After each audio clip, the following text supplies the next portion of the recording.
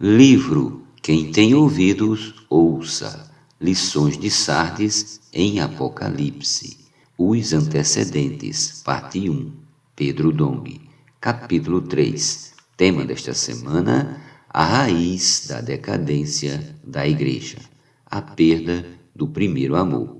Meta de hoje: leitura das páginas 44 a 49. Deus usou Pedro como seu porta-voz. 50 dias após sua ressurreição, Jesus passou a usar homens para falar por ele, iniciando no dia de Pentecostes. Atos 2,14.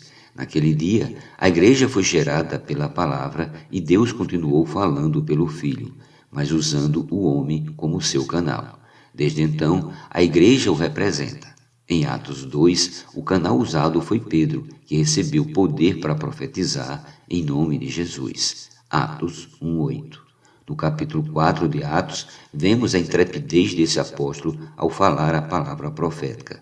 Nessa ocasião, ele e João haviam curado um coxo que pedia esmola na porta do templo.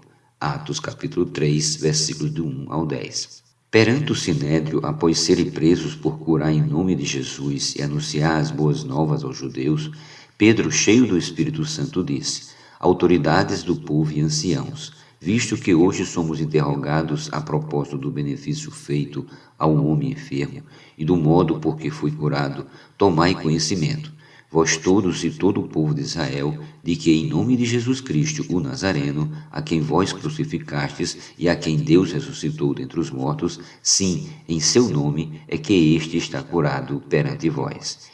Este Jesus é pedra rejeitada por vós, os construtores, a qual se tornou a pedra angular, e não há salvação em nenhum outro, porque abaixo do céu não existe nenhum outro nome dado entre os homens, pelo qual importa que sejamos salvos. Ao ver a intrepidez de Pedro e João, sabendo que eram homens iletrados e incultos, admiraram-se e reconheceram que havia eles estado com Jesus. Atos capítulo 4, versículos do 8 ao 13. Vemos aqui que Jesus passou a usar Pedro como seu porta-voz, como seu profeta. Surge então no Novo Testamento a palavra profética por meio da igreja. Todavia, essa palavra não era apenas para os judeus, como eles pensavam. Atos 10:36, pois o mesmo Pedro que foi usado para pregar as boas novas aos judeus, também foi usado para abrir a porta do reino aos gentios na casa de Cornélio, versículos do 44 ao 48. Os velhos conceitos são empecilhos para a obra de Deus. A partir da casa de Cornélio, nós gentios fomos introduzidos na igreja. Isso tornou-se possível porque o evangelho não é privilégio apenas dos judeus, mas de todas as nações, conforme a instrução de Jesus antes de sua ascensão. Mateus capítulo 28, versículo do 18 ao 20. Ali, com a autoridade que lhe fora conferida, ele ordenou que pregasse o evangelho a todas as pessoas. Essa é nossa missão. Como vimos, Pedro era porta-voz da palavra profética para judeus e gentios, porém o forte conceito das práticas judaicas impediu que Deus continuasse a usá-lo fora do ambiente da casa de Israel. Esse conceito estava tão arraigado em Pedro que ele simplesmente se negou a obedecer a uma ordem direta de Deus. Isso é inacreditável. Quando foi enviado para pregar o evangelho aos gentios, Pedro replicou: de modo nenhum, Senhor, porque jamais comi coisa alguma comum e imunda. Atos 10:14. Nesse momento o Senhor lhe deu 3 oportunidades para que mudasse de ideia, mas em vez de obedecer com simplicidade, Pedro se manteve firme em seu conceito. Na casa de Cornélio, ele conseguiu abrir a porta do evangelho aos gentios, mas não foi adiante. Além do forte conceito que carregava, havia também uma grande pressão dos judaizantes que o recriminavam por ter entrado na casa de um gentio. Atos capítulo 11, versículos do 1 ao 3. Assim Pedro não suportou a pressão. Por esse motivo, em Antioquia, Paulo o repreendeu publicamente. Gálatas capítulo 2, versículos do 11 ao 12. Essa é uma lição para nós. Tomemos cuidado a fim de que nossos velhos conceitos não nos impeçam de cumprir a incumbência que o Senhor nos deu. Como na experiência de Pedro, além de conceitos, há também a pressão do mundo religioso que pode tornar-nos inúteis na obra de Deus. Vemos, portanto, que Pedro pecou na missão de levar o Evangelho aos gentios por causa das restrições impostas por seus próprios conceitos e porque implicava muita pressão, dificuldade e sofrimento. Ele abriu a porta do reino aos gentios, mas para dar continuidade a essa jornada. Deus chamou Paulo no caminho de Damasco. Atos capítulo 9, versículos do 1 ao 14.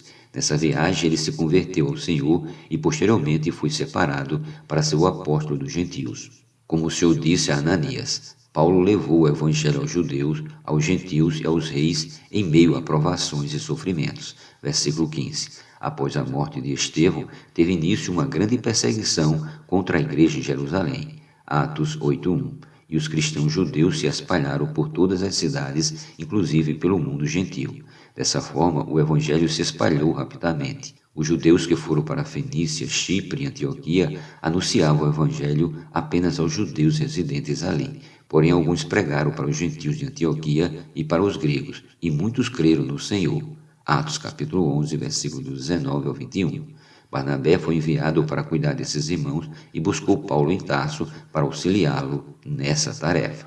Deus é quem escolhe seu porta-voz. Depois de um ano servindo em Antioquia, Paulo foi designado pelo Espírito Santo porta-voz do Evangelho da Incircuncisão.